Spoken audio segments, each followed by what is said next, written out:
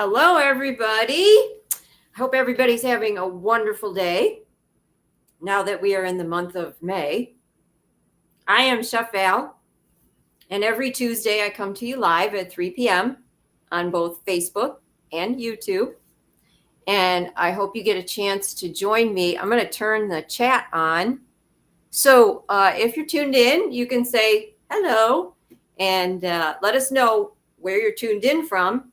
I am in the beautiful state of Michigan, where it is 43 degrees and it's raining. So it's relatively chilly here, but it's springtime, so that's okay. So today I have a special guest. It is Cyd Notter, and she is a nutrition educator, a coach, and the author of her award-winning book, The Plan A Diet.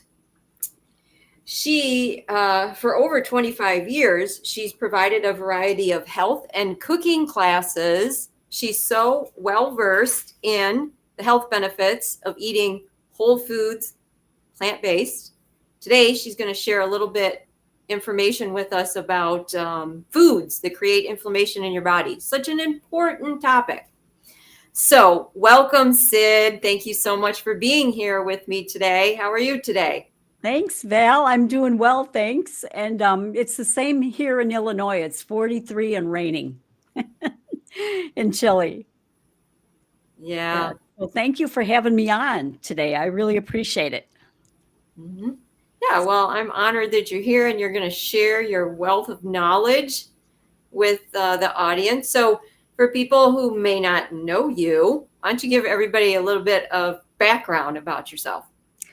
Yeah, so I've been teaching whole food plant-based eating now for over 25 years. I've been offering classes.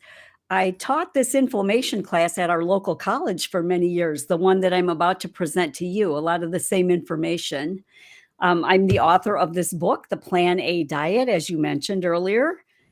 I host an inflammation support group on PBNSG, which is the Plant-Based Nutrition Support Group. And I'm participating in an awesome burger class that's coming up on May 20th. Scrumptious plant-based burgers featuring Chef Val, Vicki Brett Gock, and myself. We're looking forward to that, right, Vicki? I mean, Val? I called you Vicki. Yes. Yeah, so we live in Illinois, and I'm also certified from Dr. Campbell's Center for Nutrition Study. I'm certified there, and also for Dr. McDougall for his Starch Solution. And I'm thinking about throwing my hat in the ring for a Food for Life instructor with Dr. Bernard. So I'm considering that at this point, but I've got a lot of irons in the fire, so we'll see if there's time to include that as well. And so I give presentations locally and online. Next week, I'll be speaking at our local Rotary Club, and I speak at Veg Fests too, mostly in the South, though. When we're in Florida, I have the opportunity to speak at many Veg Fests there, which is great. That's Wonderful. what I'm doing. Yeah, we keep busy. Yeah, that's great. Yeah, and as Cyd mentioned, we're going to give you even more details later on in the show, so stay tuned. But we are working together. We're going to teach a scrumptious plant-based burgers and more cooking class on Saturday, May 20th. Mark your calendars. There's three of us. All three of us are experts in the whole food plant-based field. There's myself, there's Cyd, and there's Vicki.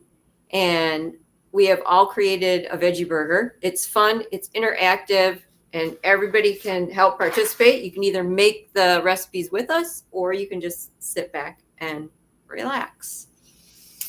And so, yeah, so teaching cooking classes, I don't know about you, Cyd, but it's my passion. I love doing it.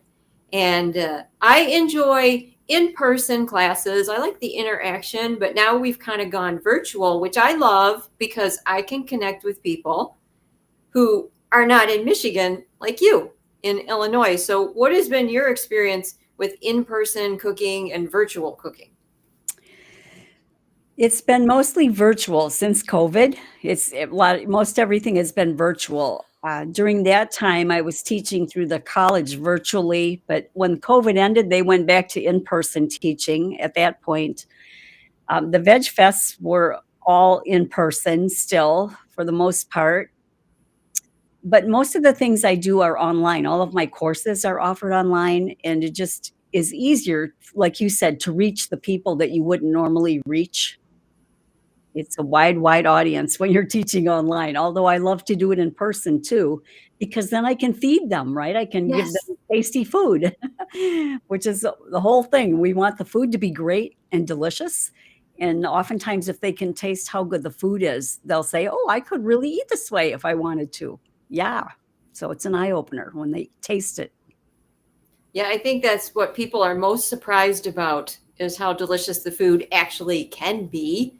When I teach a cooking class and maybe it's somebody it's the first time, I just love when they it's the sample time and they go, "Wow, that's delicious."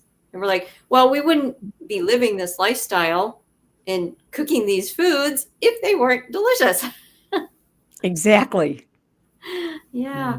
So I always like to ask, anybody who comes on my show as my guest, what are some health benefits that you feel, throughout your years of changing your diet and everything, positive health benefits that have happened to you?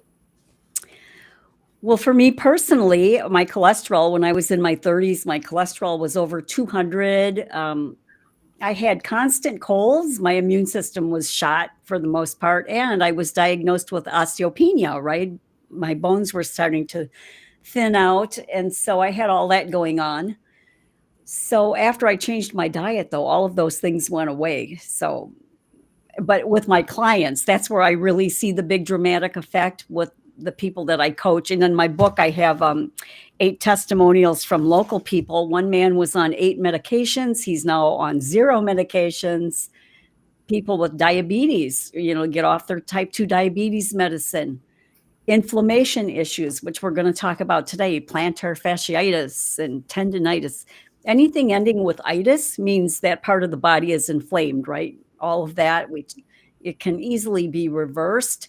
Not just weight loss, that's an added benefit to eating this way, but it greatly lowers your risk of cancer because when you're eating high fiber, fiber is only found in plant foods. So when you're eating a lot of plant foods, you're eating a lot of fiber, and that fiber helps carry out all that the excess toxins and cholesterol and extra hormones. All of that gets carried out of your system. So your cancer risk goes way down too. High fiber is the way to go. We know that for sure. Right? Definitely. Yeah, high fiber for sure. I just wrote my blog and released it, and it was complex carbohydrates versus simple carbohydrates, because I see so many people that don't differentiate. They don't state simple carbohydrates and complex carbohydrates are 2 completely different foods. And a lot of times doctors who are not in the know, they'll just tell people, stop eating carbs, stop eating carbs. And then everybody throws all that in the same category. And you have to have fiber, as you mentioned, and whole grains, excellent source of fiber. And it's what gives you energy. I mean, I have more energy than friends who are 10 years younger than me. I'm so blessed in that aspect, So, and I love that you mentioned that your cholesterol came down, because so many people are stuck on that high cholesterol thing, and it really makes a difference in your health. And you also mentioned your bones and your bone health. And most people don't realize that dairy is a contributing factor for actually leaching calcium out of our bones. And people don't realize, because we've got constant advertising telling us that, what does it say? I don't even know. Dairy does your body good, or whatever it says, which is just not true. It's totally not true. Yeah. It's very acidic, which, as you said, when your body takes in that acid, it's got to buffer it. And it does that by drawing calcium and other minerals right from your skeleton. Yeah.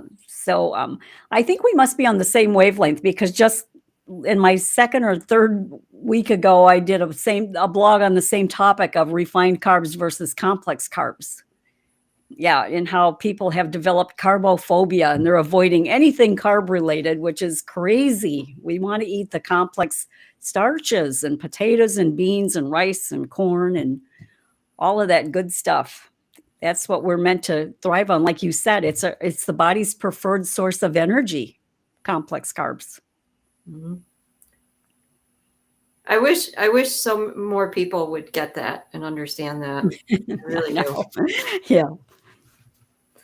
All right. Well, would you like to do your presentation? So Cyd is going to do this presentation for us that is about food and inflammation and the diet. And yes, I'm really looking forward to this.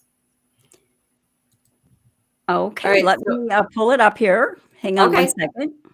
Yep, she's got a slideshow that she's going to share with everybody. And if you're tuned in, leave a comment, ask a question. If you're watching this on replay, you're still going to get all this information. So please hit the like button. Please hit the share button so more people see it. And if you're watching this on YouTube and you haven't already, please hit the subscribe button. That would help me out immensely. Are you seeing my presentation, Val? No. Oh, okay. Hang on. Yeah, so all this technology and going live stuff is new, but we eventually figure it out. So I see it now. Let me pull it up. Okay. All right, there we go. Inflammation in your diet. Awesome. Yep. So first, let's start talking about what inflammation actually is. It's the body's natural reaction or response whenever it detects the threat of harm, right? So it's kind of like the body's guard dog. It's our natural defense system. And throughout most of human history, inflammation was always considered to be a good thing, right? Because it's trying to heal our body. And there are two types of inflammation, acute and chronic, and both types start with the immune system. So I bet a lot of people don't realize that, like when it comes to our immune system, it's crucial. So acute inflammation is the body's response to an injury, like a splinter or a burn. And the body rushes immune cells to that damaged area to begin the repairs and start the healing process. That's when all of that pain and redness and swelling and heat can occur. You know, if you've ever hurt your finger, the picture here, it gets all red and swollen. In fact, the word inflammation comes from the Latin word inflammare, which means to set on fire. So that's why we get hot. So acute inflammation is designed to just last for a short time, and it's very, very localized and a specific response to an injury or an infection. And it's aimed at resolving a problem. And our bodies are so amazing. They're always striving to heal. And our immune system is just one such way that it does that. Now, chronic inflammation, on the other hand, also called medical inflammation, is the body's way of protecting us against some type of threat that's continually lurking in the body that shouldn't be there. So the immune system goes on high alert because it's constantly sending immune cells out to try to counteract the threat and begin the healing process. But those immune cells are staying constantly activated because the threat is lingering, it's hovering.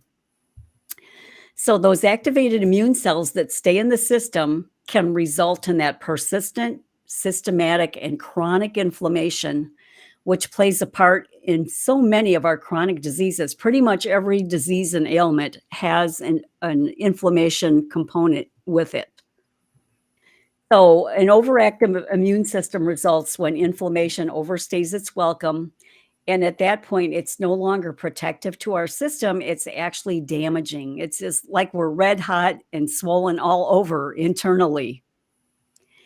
So inflammation, again, always starts with the immune system. And it really is a double-edged sword because it's designed to be protective, you know, in the short run and begin the healing process when necessary. But when it overstays its welcome, it can be very damaging. So, several things can contribute to chronic inflammation, including tissue injury and damage, infections, irritants, toxins, pollutants. Being overweight can to it as well, because even our own fat tissues secrete these inflammatory cells called cytokines. And I'll talk more about those in just a minute. But cytokine cells are involved in many aspects of inflammation, including fever and pain. Being sedentary increases our pro inflammatory markers too, while physical activity decreases them. And then smoking contributes to it because nicotine activates these certain white blood cells called neutrophils. And when those get released, they turn into inflammatory molecules. And then having high LDL cholesterol, bacteria, viruses, parasites, stress, poor sleep habits, all of these things can contribute to inflammation because the body is sensing some type of threat. But by far, the greatest factor and the primary driver of inflammatory chronic disease is what we're putting directly into our bodies at least 3 times a day, namely our food choices. And our food choices matter more than any other factor, including environmental toxins and even our genetics. So food even trumps, our genetics and our environment. Now, inflammation is a culprit in almost every one of our chronic conditions, and our top killers, including, well, you see them all listed here: acid reflux, allergies, Alzheimer's. We could go down the whole list. Autoimmune diseases, that's where the body begins to attack itself, a foreign substance, and it can't distinguish anymore between a foreign substance and its own healthy cells. So it starts to begin to attack the body. And then diabetes, heart disease, osteoporosis, anything ending in itis. And arthritis might be the ailment that people most often associate with inflammation. And there are two general types of arthritis, I should say. The first one is osteoarthritis, which is the breakdown of cartilage in the joints that often results in some stiffness and inflammation. But this inflammation isn't the result of an altered immune system like we were just talking about. It's generally associated with aging or wear and tear on the joints, or it could be due to a traumatic injury to the joint. The other type is inflammatory arthritis, and there are many forms of that, including psoriatic arthritis, gout, and rheumatoid arthritis, or RA, which is the most common form. RA is the most common.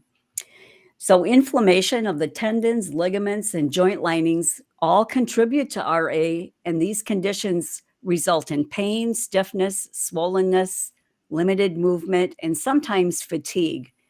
And we could spend hours talking in depth about inflammation's role in arthritis, but since heart disease continues to be our number one killer, I just want to take a minute or two to explain how inflammation harms the heart, because almost everyone has been affected by heart disease to some point, or they know someone who has.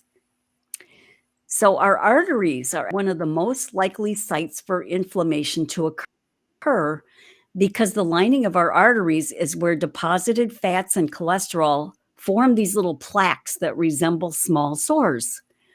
And the body sees those plaques as a threat, right? It's a foreign thing there. It's a sore. And the body's responding accordingly by sending immune cells to those areas. Now, here's an illustration. So the lining on the inside of our arteries is covered with a thin layer of protective cells called the endothelial cells. And in this picture, that would be that thin pink layer on the inside of the healthy artery on the left there. And those endothelial cells, they produce nitric oxide, which keeps our vessels open and keeps the blood flowing well. But when that lining gets damaged, fats and cholesterol then enter the artery wall, pave the way for plaques, as shown in the artery on the right. And as mentioned, the body sees those plaques as a threat, and it dispatches immune cells, which constantly remain activated, and that results in chronic inflammations, as we just talked about. So there's no nerve endings in our blood vessels, which is why we don't feel excruciating pain when this is taking place like we would in other parts of our body. But here's where it gets even trickier, because some of those hovering immune cells then switch teams. They go from being protective cells to damaging cells. And when those damaging immune cells combine with the fats and cholesterols that are already there, they actually contribute to the plaque formation and lead to even more inflammation. So it's like a vicious cycle going on there. Some of those damaging immune cells are those cytokines that I mentioned a little while ago. And those cytokine cells can recruit other cells that can come and cause tissue damage and release a whole host of symptoms like eczema, fatigue, and arthritis. So here's a study that I found that was released in March of 2018 by an Institute for Allergy and Immunology, but it was supported by the American Heart Institute and the American Diabetes Association and the National Institutes of Health. And this institute examined the role of the damaging immune cells, because sometimes those protective cells, they switch over to become damaging cells. They switch teams. And the study showed that a diet high in fat and cholesterol depletes the artery protecting immune cells, turning them into promoters of inflammation, which worsens the plaque buildup that occurs in cardiovascular disease, which is just what we're talking about. So the researchers said that inflammation is a key contributor to the hardening and narrowing of the arteries. And the lead researcher was quoted as saying this: people think that atherosclerosis is just about cholesterol, diet, and exercise, but it's actually an immune disease. The blockage of arteries is very much due to the immune system reacting to the excess cholesterol and lipids in the walls of the blood vessels. And with a Western diet, those protective cells change to damaging cells, causing more inflammation. So that's just what we were talking about. Now let's take a look at some foods. And there's usually good news and bad news. Usually people want to hear the good news first. But today, let's start with the bad news and then finish up with the good news. So let's go start talking about foods that are pro-inflammatory and why they are. So processed sugar is the first one we'll take a look at, specifically refined sugars, which are found in soft drinks, fruit juice, sweet tea, pastries, dessert, cookies, candies, snack cakes, and cereals. And sugar stimulates the production of something called free fatty acids, which circulate through the bloodstream, and they trigger both insulin resistance and inflammation in the skeleton system, the liver, and those protective endothelial cells inside of our arteries. Sugar also triggers the release of those inflammatory cytokine cells. Just 40 grams of sugar per day, which is basically 1 can of pop, leads to an increase in inflammatory markers, weight gain, and an increase in LDL cholesterol. Another inflammatory food is trans fats, which are hydrogenated oils, which is found in fast food, frozen pizza, some cookies, crackers, ready-made frostings. Coffee creamer often has it, frozen pies, and many other items. So when oils are heated and treated with hydrogen, they convert from a liquid oil into a solid shortening that's even higher in saturated fat. So these trans fats, they're kind of a double whammy because they increase our bad cholesterol while reducing our good cholesterol. They promote inflammation, obesity, insulin resistance, and lead to many other health problems as well. Even our government, who is typically quite lenient with food manufacturers, says that there is no safe amount of trans fats. So meats and processed meats, how do they contribute to inflammation? One of the biggest reasons is the high saturated fat content. Saturated fat is rated as the most pro-inflammatory food component. Okay, so when we look at different food components that are in food, not the foods themselves, but the components of food, saturated fat ranks as the most pro-inflammatory one, with cholesterol close behind, because the body reacts so negatively to the damage these components are creating. Another reason is this acidic sugar molecule called NEU5GC, which is found in meats, fish, and some dairy products, but it is not found in humans. So our bodies see it as foreign, and the body tries to combat it because it's foreign. So it combats it by keeping those activated immune cells going into the system. This NEU5GC is also shown to increase the risk of tumor formation. Now we come to the cholesterol, which is another big reason for the inflammation. Because as mentioned earlier on the heart slides that we looked at, excess cholesterol triggers that inflammatory response. And again, it becomes a vicious cycle because inflammation speeds up the accumulation of cholesterol, and then cholesterol in turn produces more inflammation, and on and on. Now, eventually, the deposited cholesterol will harden into a plaque, which can rupture and lead to those blood clots that cause the heart attacks and strokes. So plant foods contain no cholesterol, right? We need to point that out there. We're talking about animal foods are the only ones that, and fast food and junk food contain cholesterol. Another inflammation is that factory farmed animals are fed a diet in omega-6 fatty acids, which are also, when you get too much omega-6, that's going to spark a pro-inflammatory response. And studies confirm that the higher animal protein we eat, the higher levels of inflammatory markers there are in our blood. And then another reason is that meats contain AGEs, or advanced glycation end products, which also trigger inflammation, because these are harmful compounds that form when protein or fat combine with sugar in our bloodstream. That's a process called glycation. Okay, so when protein or fat combines with sugar in our bloodstream, that's called glycation.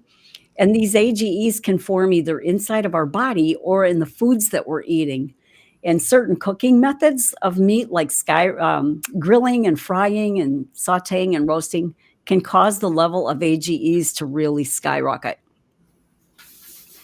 Okay, let's go on to dairy now, with products like milk, cheese, yogurt, ice cream, puddings, and sour cream. All of these foods are pro-inflammatory for a couple of reasons. Again, is the high saturated fat that we just talked about, and those AGEs and the toxins. In fact, cheese is the highest source of saturated fat in the American diet, right? The most pro-inflammatory thing we could eat, one of the most pro-inflammatory things would be cheese. Plus, dairy contains those AGEs that we spoke about and other toxins that the body sees as foreign or threats to the body. Dairy is also a very common allergen that can trigger inflammatory responses like stomach distress, constipation, diarrhea, skin rashes, and hives. And many people don't even realize that they're sensitive or allergic to dairy until they stop consuming it, and then they realize how much better they feel. So refined grains, we're going to talk about whole grains in a minute, but refined grains like white bread and white flour and cakes, cookies, biscuits, certain cereals, all of those foods can contribute to inflammation because the grains have been stripped of their outer coatings, and that's where all the fiber and nutrition lives, right? Is in the hull or the outer coating of these grains. So once that shell gets stripped away, refined grains can spike our blood sugar and cause that pro-inflammatory chemical reaction that we just talked about called glycation. Other things that can lead to inflammation include the regular consumption of alcohol, which can damage our intestinal lining and lead to something called leaky gut. And when that happens, that drives inflammation throughout the whole body. And alcohol also suppresses our immune system, and it impairs the function of many of our key organs. So the Arthritis Foundation has several warnings on their website about drinking if you're taking NSAID drugs. That would be like ibuprofen or Aleve or acetaminophen. NSAID stands for non-steroidal anti-inflammatory drug, basically things you can buy over the counter. So that's something you might want to explore and know more about if you are drinking and taking NSAID drugs. And then we have food additives and artificial sweeteners like MSG, aspartame, and others. Again, the body sees all of these man-made products as foreign threats, and so it dispatches immune cells to try to combat them. And those people who are suffering from RA are especially susceptible to inflammation triggered by these additives. And lastly, we have a fill in the blank, and that's for any food sensitivities or allergies that someone might have. And the most common are gluten, dairy, nuts, eggs, and nightshade vegetables for those who are sensitive to solanine. Okay, enough of the bad news. Now let's go on to some good news. The anti-inflammatory foods like starches such as potatoes and beans, rice, legumes, and whole grains are very anti-inflammatory because they contain resistant starch, fiber, anthocyanins, flavonoids. All of these are anti-inflammatory properties, and beans are especially good sources of folic acid and antioxidants, and also very high in fiber. So remember how we talked about saturated fat being the most pro-inflammatory food component? Well, guess what the most anti-inflammatory food component is? It's fiber, and we'll be talking about fiber a little bit more in just a second. Also are the veggies, fruits, mushrooms, and dark greens that are high in antioxidants, lycopene, flavonoids, carotenoids, fiber, folic acid, as well as other nutrients, all of which are anti-inflammatory. So go for a wide range of color in both veggies and fruits to get a lot of these phytochemicals. Now on to the whole grains like steel cut oats, brown rice, barley, quinoa, buckwheat, and wild rice. All of these whole grains are high in fiber, and they boost the immune system by feeding our beneficial gut fiber. Our gut bacteria, our gut bacteria, our good gut bacteria thrives on fiber, thereby reducing the risk of inflammation. Then we have whole soy foods that are filled with isoflavones, omega-3s, and phytoestrogens. In fact, I'm doing a class tonight just to talk more specifically about soy. But all of these things are very anti-inflammatory, and whole soy foods would include things like tofu, edamame, soy milk, miso, and tempeh. And these products should always be purchased organic or at least non-GMO at the very least. So there's no need to exclude whole soy foods. But if you don't like tofu, there's no need to eat it, but if you do like to have a chocolate pudding or a marinated tofu stir fry, there's no need to avoid it. I'm going to back up here just a minute and talk just a little bit more about soy, because isolated soy protein is very inflammatory. So when you're looking at a label and you see isolated soy protein, which you'll find in power bars and cereals and things that are labeled high protein, it might have isolated soy protein in there, and that would not be considered a whole soy food. In fact, those isolated soy proteins not only are going to be inflammatory, but they raise a hormone called IGF-1, insulin-like growth factor 1. So again, we want to stick with whole soy foods and buy them organic. Then we have nuts and seeds like almonds, walnuts, and Brazil nuts. Chia seeds these are all anti-inflammatory due to the omega-3 content, the magnesium, and the vitamin E. Herbs and spices are very high in antioxidants, and they also contain some powerful compounds that are known to lower inflammation and support our immune system and improve our digestion. Then green tea is a rich source of polyphenols and catechins, including one called epigallocatechin 3 gallate, or EGCG for short, which has particularly potent anti-inflammatory effects. So purchase high-quality tea and correctly brew it for the maximum taste and health benefits. So overall, whole plant foods contain fiber. And again, fiber is the most anti-inflammatory component in foods. Beans, legumes, split peas, chickpeas, lentils, and whole grains are all wonderful sources of fiber. So fiber releases butyrate into our bloodstream, which provides an anti-inflammatory effect throughout our entire body. And again, fiber is only found in plant foods. There is fiber in milk or pork chops or salmon or eggs or chicken or yogurt. So fiber is crucial to good health, and it's these high fiber diets that are related to a much lower risk of cardiovascular disease, arthritis, and cancer. Now, the RDA for fiber is about 32 grams per day, but less than 3% of Americans are getting that. They're getting about half of that, between 15 and 17 grams a day typically. The healthiest people on earth are eating 45 grams of fiber a day, and they're consuming that fiber through their food, not through man-made functional fiber products like Fiber One or Benefiber, for example. So those processed fibers on the market, they do offer some benefits because you're getting fiber, but they do not offer the same benefits as when we eat fiber directly from our food. So it's not unusual for whole food plant-based eaters to be getting 50, 60, or even more grams of health-promoting fiber each and every day. And again, fiber is only found in plant foods. There is no fiber in chicken or fish or hot dogs or bakery items from the store. So let me share a little bit about this. I thought this was very interesting. It's called the Dietary Inflammatory Index, which was developed in 2009 by the American Institute for Cancer Research, along with support from the National Institutes of Health and the Prevent Cancer Foundation. And their goal was to evaluate the implications of chronic inflammation on our major diseases. Like what implication does inflammation play in our major diseases?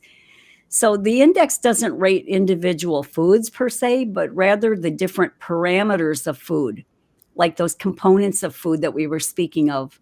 So broadly speaking, the components of processed foods and animal products like saturated fat and trans fat and cholesterol were found to be very pro-inflammatory, but the fiber and phytonutrients found in plant foods and certain spices were found to be strongly anti-inflammatory.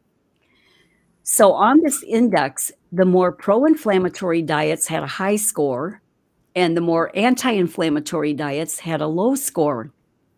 And here's what the researchers concluded. They said that having a higher score, meaning a more inflammatory diet, equated to lower function of the kidneys, lungs, and liver, and a higher risk of cardiovascular disease, impaired memory and mental health, type 2 diabetes, osteoporosis, arthritis, weight gain, and many types of cancer. The cancer researchers reported that overall, eating a pro-inflammatory diet was associated with a 75% increased odds of developing cancer. And I just found that statistic to be amazing, that our chances of getting cancer could go up 75% if we're eating a highly inflammatory diet. And these are our top cancer researchers that are saying this. So when it comes to those, one more thing, they said that dietary modification is safer and more beneficial than those NSAID drugs. So let's repeat that. They said that dietary modification is safer and more beneficial than taking NSAID drugs. So very confirming fact there about how important our diet is. So what can you do about it if you suspect you have inflammation going on? So there's a blood test available to check your CRP levels, which stands for C-reactive protein. And that's a measurement of chronic inflammation going on somewhere in your body. It won't tell you where, it's just a measurement that you have inflammation going on. So C-reactive protein is produced in the liver, and levels of that CRP protein rise when inflammation is present in the body. So ideally, we want to keep our numbers under 1 milligram per liter. But in the presence of an infection, our CRP levels can jump to 100 or more within hours. But even our medical community has realized that having a baseline level of even just 2 or 3 milligrams per liter appears to set us up for an increased risk of heart attacks and strokes. And they also said that having a reading higher than 3 indicates a high risk of heart attack or stroke. Oops, excuse me 1 minute. My slide is kind of, there we go. So sadly, the levels of middle-aged Americans are exceeding the ideal number of 1 milligram per liter, suggesting that many of us in our society are indeed suffering from some type of chronic inflammation. So if someone has a high CRP level, the best steps to take would be to determine the underlying cause of the high reading and then address it with lifestyle changes. Right? As mentioned earlier, diet is by far the biggest determinant of our health status more than any other factor, including our genes. So when inflammatory foods are part of the root cause of our problems, the optimal solution would be to change the foods we're eating, right? The foods that we're consuming. Because as I mentioned earlier, the body is always striving to heal itself. And we have that going for us. That's in our favor, right? Our body is always fighting for us. And when that ongoing damage that's being done by our food choices is stopped, the body can then begin the healing process to reverse these underlying issues. So if someone is taking medication for relief from inflammation, ideally it would be done in conjunction with making diet changes to address the root cause of the problem. And of course, talk to your doctor about this before, making changes to your lifestyle, but you are your number one health practitioner. That's what I like to remind people. You are your number one health practitioner. So if you figure out that the foods you're eating are the root cause of problems, then doing something about that would be the first step. Okay, so other lifestyle changes would be to quit smoking and to incorporate physical activity into your routine, to exercise and reduce stress levels, because physical activity can also help with that. Even just moderate walking on a regular basis can be very helpful. It's also important to address any weight issues because, again, those cytokines are produced by our own body fat, and that plays a big role in inflammation. And dozens of studies have confirmed that obesity is strongly associated with increased CRP levels because, again, our fatty tissues are actively, secreting inflammatory cells.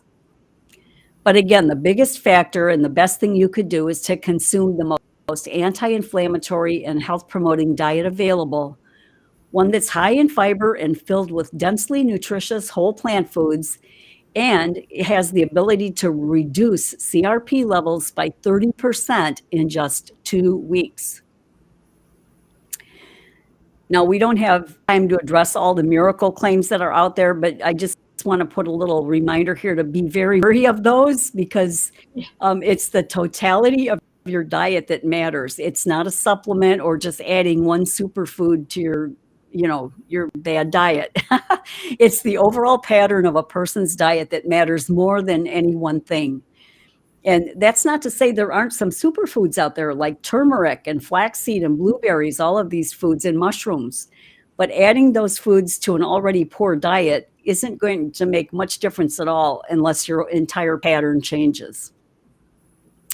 So here's a few of our favorite recipes for very anti-inflammatory meals. We've got barbecued lentil loaf here with mashed potatoes and gravy, a cheesy broccoli soup. And did you know you can make cheesy soups and sauces just from plant foods, not using any dairy at all? And then there's creamy chili pasta. Let's see. Yep. Oops. Plant-based burgers that are usually bean-based or grain-based. African peanut stew. There's lasagna roll-ups, which are really good. Sloppy joes made with lentils. Stir fries over brown rice. Hearty corn chili with cornbread. A cheesy Mexican tortilla bake. All sorts of desserts. Plant-based sorbets. Chocolate mousse. And then I was going to do a few label reading tips, but I don't know, Val. What do you think? Is there time for that, or should we end here? Yeah, why don't we end here so you and I can chat a bit? Okay. Yep. That was fantastic. That was absolutely fantastic. Yay! I was like, yes, yes, yes, yes, yes, yes, yes. Like, yeah. And this is just a short version. I have an entire course of this on my website on the courses tab. There's the whole class is there with the label tips and all of that. That's wonderful. You have everything like organized and slides. so organized. I mean, I've been teaching this for 26 years, but I don't have slides and organized things.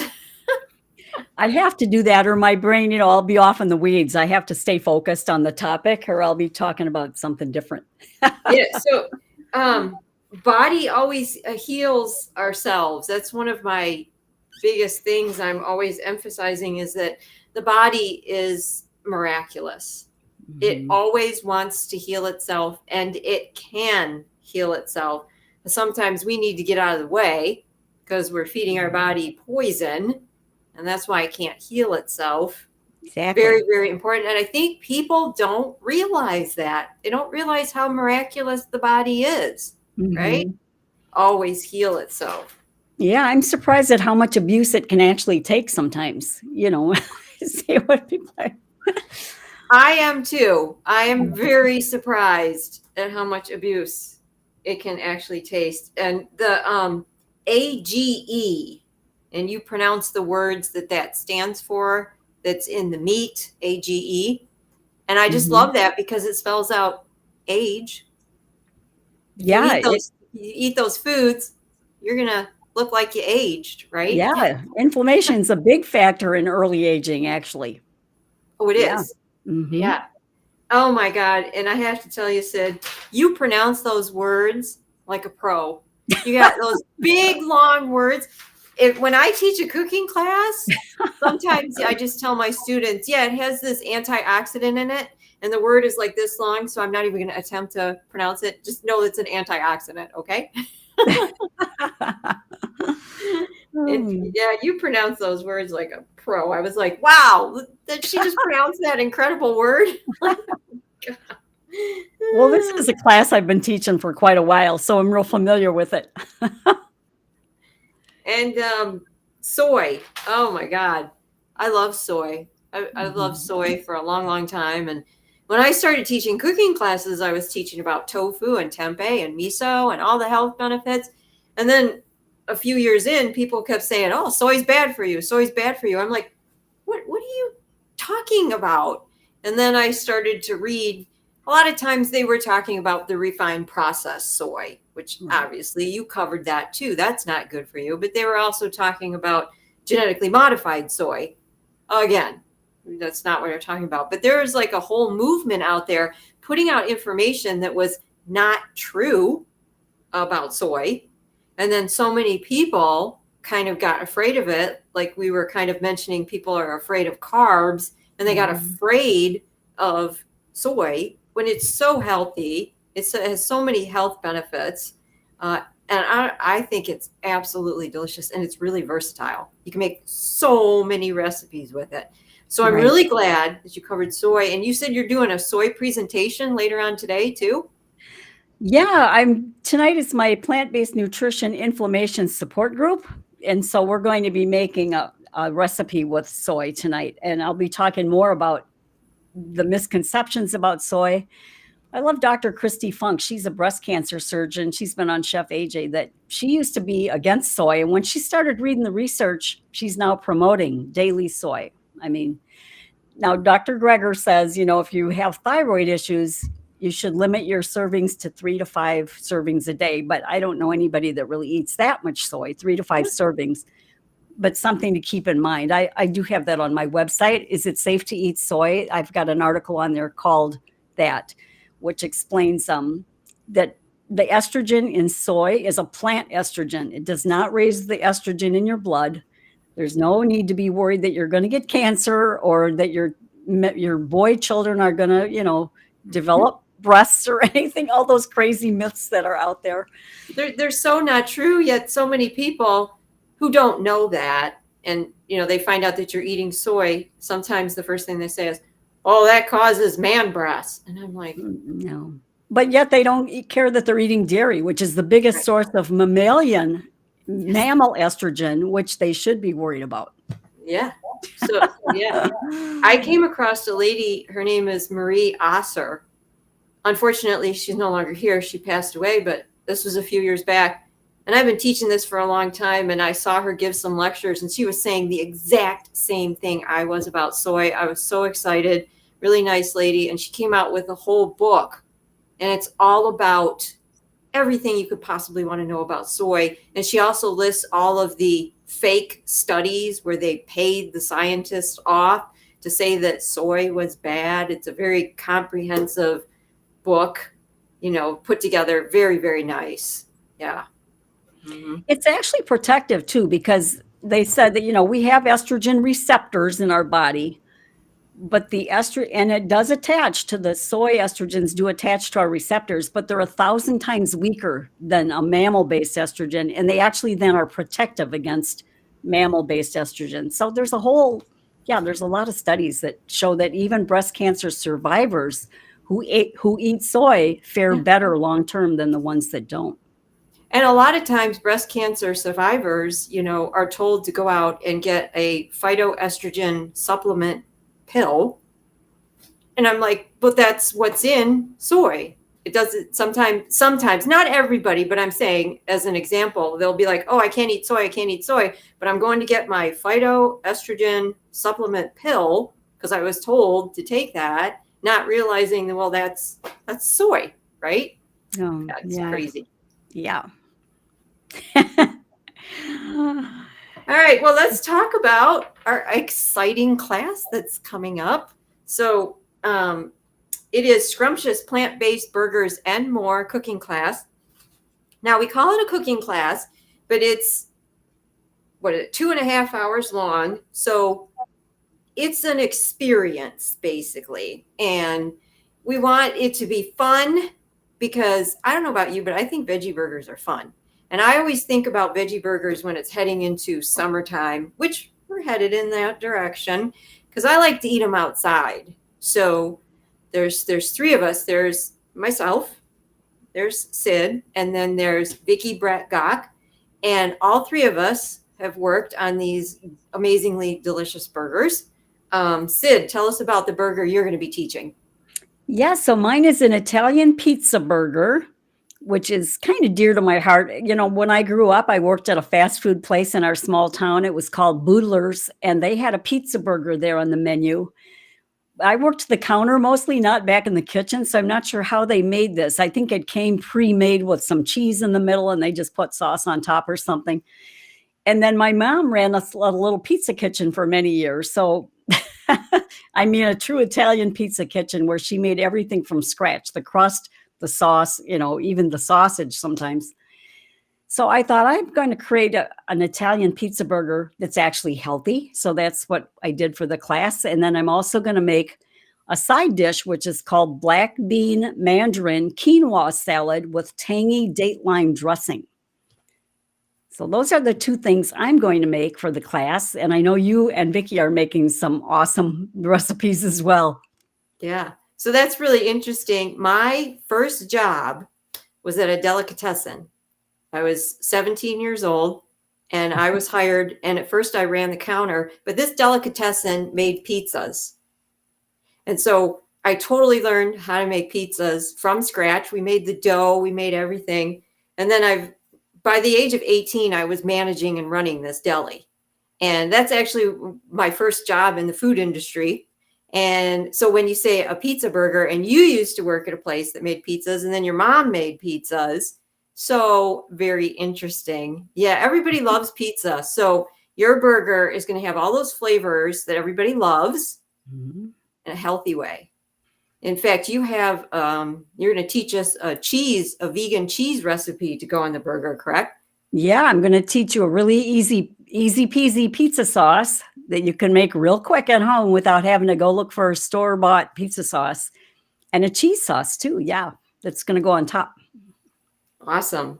And I created this burger that's near and dear to my heart. It's a pasty burger because I'm in Michigan, and pasties are a traditional dish that's eaten a lot in the Upper Peninsula of Michigan because the miners, there was a lot of mining that went on.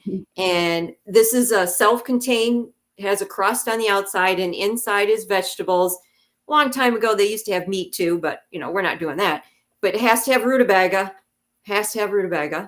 And these pasties actually were brought over from Cornwall, England, where again, there's a lot of mining that took place there. And my mom's side of the family is from Cornwall, England. So this pasty burger is very near and dear to my heart. Hey, Vicki joined us. Great to see Val and Cyd. I can hardly wait to teach this class with you both. Hi, Vicki. I'm so glad Vicki joined us. That's awesome. Yeah, I think Vicky's making a Fiesta Fajita burger, right? That looks awesome.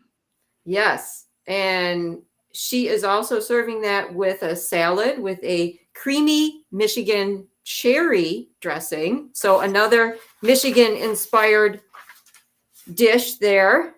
Vicki is in Ann Arbor, Michigan, and I'm in Westland, Michigan.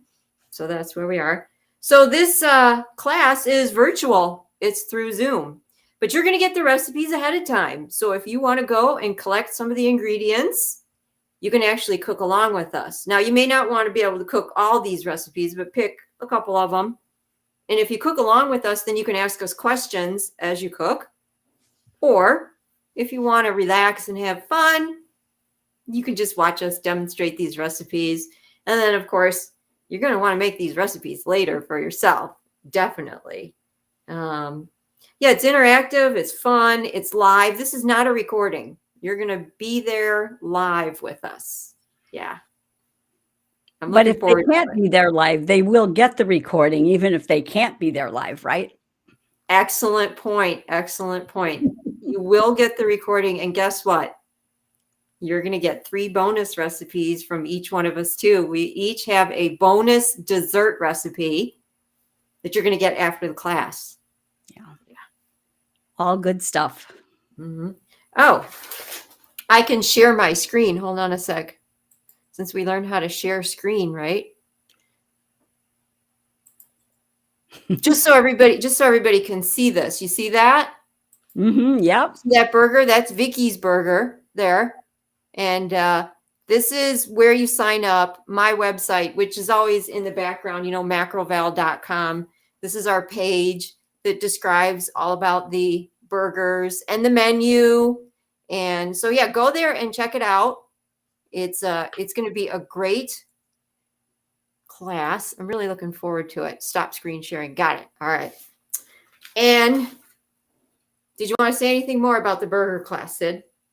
About the burger class? No, a lot of hard work is going into it. I'm sure it won't be disappointing for anyone if they, sign up, because we have some good things planned, step-by-step instructions.